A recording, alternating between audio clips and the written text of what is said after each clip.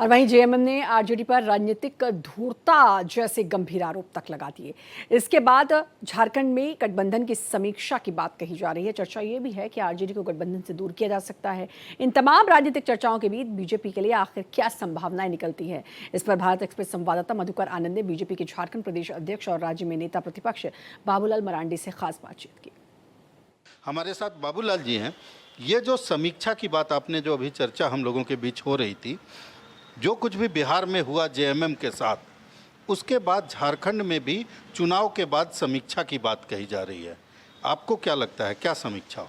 नहीं, मुझे लगता है कि वो क्या करेंगे वो नहीं करेंगे उनकी है, लेकिन ये लगता है कि बिल्कुल जिसको बोलते हैं ना क्या है धमकी और जनता को बेवकूफ़ बनाने वाले काम।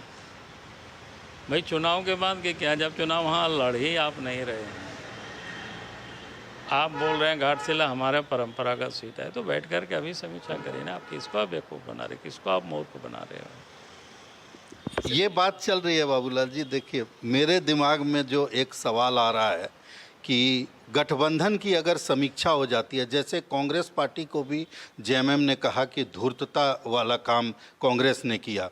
कांग्रेस जेएमएम की नज़र में धूर्त है, आरजेडी धोखेबाज है, नए समीकरण की बात हो रही है। कहा यह भी जा रहा है कि चुनाव के बाद आप लोगों के साथ सरकार बनाने की संभावना भी हो सकती है। देखिए, आप लोग कहीं कुछ भी कल्पना आप लोग कर सकते हैं। कल्पना किसी को भी करने के लिए कोई मनाही तो है नहीं, रुकावट है नहीं। हमने तो सिर्फ उनकी बातों को बताया कि उन्होंने इस प्रकार से कल उन्होंने अपना दुख भी व्यक्त किया, गुस्सा भी व्यक्त किया। जैसे अभी आपने कहा ना, एक दूसरे को लोग धोखेबाज भी कह रहे हैं, तो कहने का अर्थ है कि भाई समीक्षा करना, उसके लिए चुनाव के बाद की क्या ज़रूरत है। हमने कहा कि घाटशिला तो कह रहे हैं कि भाई हमारी परंपरा का सीट है, यानी उनको कोई परेशानी नहीं है।